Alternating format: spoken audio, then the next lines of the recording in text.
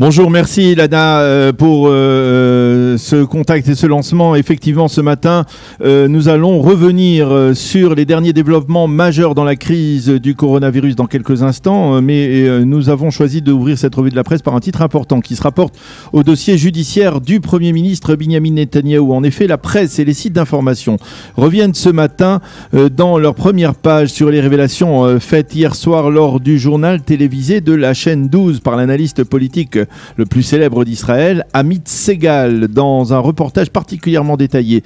Segal met le doigt sur un immense conflit d'intérêts, selon lui, qui a accompagné l'un des enquêteurs de la police dans le dossier 2000, celui des relations entre Binyamin Netanyahou et le puissant patron du Yediot Aharonot, Noni Moses.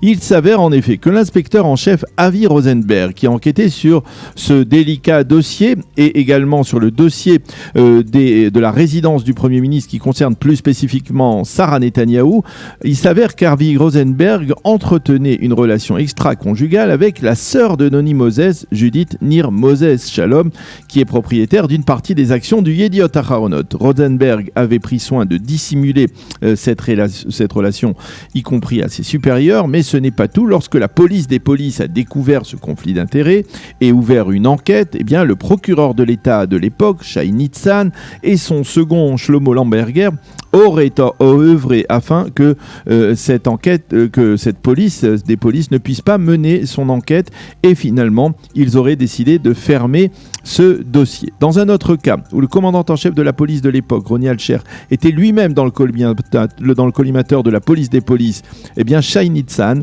aurait admis qu'il n'était pas souhaitable de promouvoir une enquête contre Alcher parce que, je le cite, cela servirait, avait-il dit, les intérêts de ceux qui veulent le mal des gardiens de la loi. Allusion particulière au Premier ministre Binyamin Netanyahou. La police et le parquet ont publié des communiqués hier soir démentant formellement les révélations d'Amit Segal, mais il faut préciser que Segal est considéré en Israël comme un journaliste particulièrement intègre et l'impact de ces révélations est nettement supérieur à celui des démentis des pouvoirs concernés. Alors ce matin, le Israël Hayom mentionne ces révélations bien entendu en évidence, en première page, et il les développe en page intérieure. Pour Chaim Schlein, Amit Segal a ouvert une des plus immenses boîtes de Pandore de l'histoire de l'État d'Israël, et il a confirmé le sentiment d'une partie importante des Israéliens selon lequel la corruption frappe aussi les instances de la justice et de la police, entraînant cette perte de confiance de l'opinion publique envers ses pouvoirs. Selon Chaim Schlein, les révélations d'hier ébranlent l'ensemble des dossiers judiciaires de Binyamin Netanyahou. Quant au Yediot Aharonot, qui est donc directement impliqué, on va dire, dans ces révélations, en tout cas partie prenante dans ces révélations, il les mentionne en première page en soulignant qu'une plainte a été déposée sur la table du contrôleur de l'État. De hauts fonctionnaires de la police sont accusés d'avoir balayé sous le tapis de fautes graves dans les dossiers Netanyahou, et le journal a au moins le mérite, il faut l'avouer, de ne pas lui-même minimiser la gravité de ces révélations dont on devrait reparler et qui font bien entendu les affaires, si l'on peut dire, des avocats du Premier ministre Binyamin Netanyahou. Revenons ce matin à la crise du coronavirus qui continue d'occuper le devant de la scène sanitaire et politique. Sous l'intitulé « Le gouvernement des zigzags, le Yediot Aharonot révèle l'existence d'un projet du coordinateur Roni Gamzu visant à arrêter les cours durant les 3 semaines et demie des fêtes de Tishri afin d'éviter la propagation du virus dans l'éducation nationale ».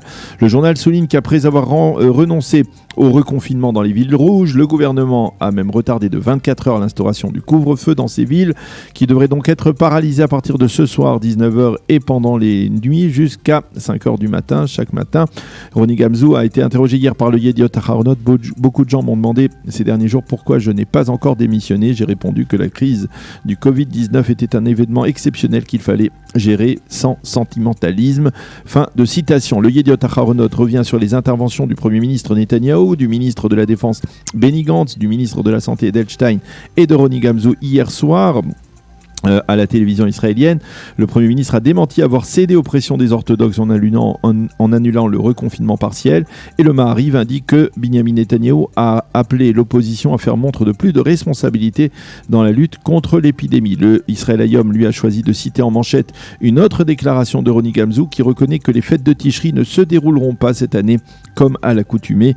40 villes rouges seront placées ce soir sous couvre-feu. Le Maariv souligne également dans sa page d'ouverture que la liste des villes rouges n'a n'a pas encore été bouclée. Ainsi, le maire d'Elat, Yitzhak Halevi, se bat avec toute son énergie pour que sa ville soit retirée de cette ville rouge, de cette liste rouge. Le Israël Hayom explique que le fait qu'Elat ait été introduite dans la liste rouge a entraîné une vague d'annulation des réservations d'hôtels pour la période des fêtes, ce qui représente d'ores et déjà un coup dur de plus pour la cité balnéaire. Dans son éditorial, Ran Reznik parle de guerre de Kippour sanitaire vers laquelle l'État d'Israël se dirige.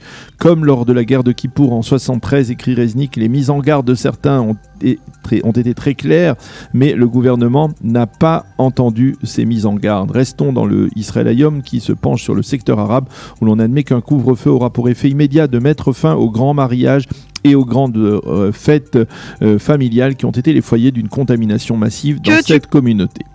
Les quotidiens israéliens se font l'écho de l'arrestation d'un citoyen arabe israélien, Mohamed Makdad, résidant à Segev Shalom en Galilée, qui aurait été, selon les soupçons, recruté dans les rangs du Hamas et aurait projeté un attentat terroriste au grand carrefour routier commercial de Bilou. Et il devait également fournir au Hamas des données sur les emplacements des batteries de dômes de fer dans le pays. Il s'agit, selon le Shin Bet, d'une tentative de formation d'une cellule terroriste du mouvement intégriste à l'intérieur du territoire israélien. Et puis nous allons terminer cette revue de la presse israélienne par le Israël Hayom qui se fait l'écho de la mise en garde européenne contre les intentions de la Serbie et du Kosovo d'ouvrir une ambassade à Jérusalem. Toute démarche qui affaiblirait la position européenne à propos de Jérusalem serait regrettable, ont déclaré les responsables européens. Eldad Beck, le correspondant du Israël Hayom en Europe, ne manque pas de commenter cette mise en garde. Pour lui, l'Union européenne se conduit comme une ennemie de l'État d'Israël et son attitude mérite une réaction de la part des dirigeants israéliens. Voilà donc pour cette revue de la presse et des médias israéliens ce matin.